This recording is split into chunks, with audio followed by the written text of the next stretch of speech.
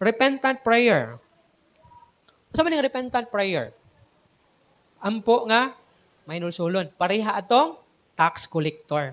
Atong tax collector, nag-pray siya dito sa simbahan, sa templo, pero naa siya dito sa pinakakilid. Katong pariseo, murag na ato sa atubangan siguro, kaya hambugiro man siya. Nagpahambog siya siyang mga maayong nahimo. Pero ang tax collector, isulod siya sa templo, pero naa siya dito sa likod, sa kilid, siguro, inana, corner. Nagduko siya siyang kaugalingon. Wala siya mohanga dito sa langit. Sa diha nga nag-pray siya, dito siya sa kilid ug nagpamukpok siya sa dugan. Ingon si Jesus, dili gani siya makahimo sa paghanga dito sa langit. Nagpamukpok siya sa iyang dugan, ningon siya, Ginoo, amahan ko, ako usa ka makasasala. Repentant prayer na mao'y gikinahanglan kung natay pangayoon sa Ginoo. Kay kung wala ka repent, no? Nangayo ka sa Ginoo, murag lisod kay tubagon sa Ginoo. Kung walay paghinulsol sa imong sala nga nahimo. For example, kung ang imong anak nimo nakasala sa imo, nya mga nasa ilaing pangayoon, siguro tagaan dayon nimo. Wala siya nangayo pasaylo sa imo, wala siya nangayo sorry sa imo. For example, ipalitan nimo siya og cellphone kay purti gid niyang pangayo kay kinahanglan niya sa iyang eskwelahan, sa pag-eskwela, pag-search sa mga gusto niya himuon.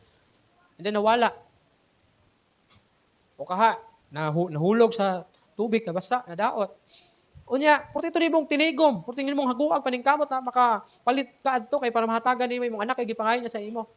Kay importante siya pag-eskwela and then suddenly naguba ra. Or nawala ra. And then sa diha nga na naguba, wa man lang ningon, sorry ma. Nawala ang cellphone yung gihatag. Sorry ma, kay nahulog, nabasa, wala na nadaot. Ya sa diha nga nawala. Ngisi-ngisi ra sa imuha. Naningon, ma, paliti ko ma, kay nawa ang cellphone. Mauron. Ikaw pud na nimong sukuan niya. Ngisi-ngisi ra sa imo niya. Mangayog usab og cellphone. Di ba masuko ka? Tagaan ba nimo o dili? Di gyud mo tagaan siguro, kay ngayog sorry kani. Nakasala siya. Nawa siguro, mas gibaligya din niya, atik-atik na siyang nawa. Nawagid sa mga ayog, sorry sa imo ha, na porti nimong kapuya, o tinigom atong kwartaha para mapalitan lang sa cellphone. The same po na sa Ginoo. Kabalo ang Ginoo nga nakasala ka. Huwag ang sala, babag na siya. Sama sa gingon, ang sala, babag na siya sa ato ang fellowship sa Ginoo. So that's why, nga sa diha mag-ampo ta, kinahanglan mahinulsulon ta sa atong kagalingon. No? Una ta mangayo sa Ginoo. Sin can hinder our fellowship with God. Mahimo gyud siyang babag. Daghan na mga instances dira sa Bible nga ang sala nahimo yung babag nganong dili dunggon sa Ginoo ang mga pag-ampo. Kay Adan, nganong wa man siya dungga sa Ginoo? Nganong wa man dawata yang yahang halad sa Ginoo? Kay wala man siya repentance. Wala man siya ga-repent. Ga-offer siya og halad sinunog. Pinaagi atong iyahang mga crops. O si kain day. No, pinaagi sa iyang mga crops. Nya wala man siya nag-repent. So wala nahimuot ang Ginoo. Hinungdan nga nasuko siya kay Abel. O unsa man to, iyang gipatay tungod sa iyang kasuko kay Abel, no?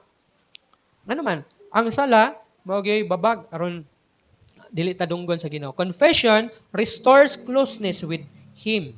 So kinahanglan nato mag-repent sa ato ang sala, mag-confess sa ato ang mga nahimo atubangan sa Ginoo para ma-restore ang ato ang pakigsuod kaniya. Kung gusto ta nga suod ta sa Ginoo, kinahanglan natong magmahinulsulon sa ato ang mga sala nga nahimo. Ayaw pagsulti nga wala kay sala. Tungod kay matag usa kanato mapakyas gyud diha sa Ginoo. Matag karon og unya mapakyas ta diha sa Ginoo. Muna nga ayaw pagsulti nga wala ka kasala batok sa Ginoo. Tungod kay nakita sa Ginoo ang ato ang nahimo, nakita sa Ginoo ang ato ang kasing-kasing nato. Psalm 66:18 ang sigingon. Kung gitipigan ko pa ang akong mga sala, dili unta mamati kanako ang Ginoo. Sa may nagingon ana? Si David. Ingon ni David, kung gitipigan ko pa ang akong mga sala, dili unta mamati kanako ang Ginoo. So kung gitipigan niya ang sala nga nahimo, unsa man ang sala niya? Sala niya kay Bathsheba, nakasala siya sa Ginoo tungod kay Bathsheba, tungod sa bana ni Bathsheba nga gipapatay, unsa pa gyud? Mga sala niya nga nahimo, daghan siya mga sala, nga nahimo atubangan sa Ginoo. Pero ang nakanindot kay David, iyahang ginasulti sa Ginoo, wala niya ginatago. Wala niya ginatago ang mga sala nga nahimo diya kaniya.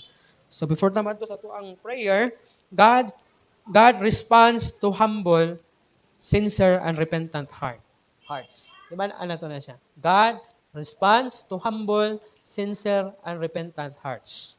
So ask God to search your heart before presenting your request. Una ka mangayo sa Ginoo. I-pray usa sa Ginoo nga ipasusi ang imong kasing-kasing tungod kay basin og dunay something diha nga mahinungdan nga dili kadunggon sa Ginoo sa imong mapag-ampo.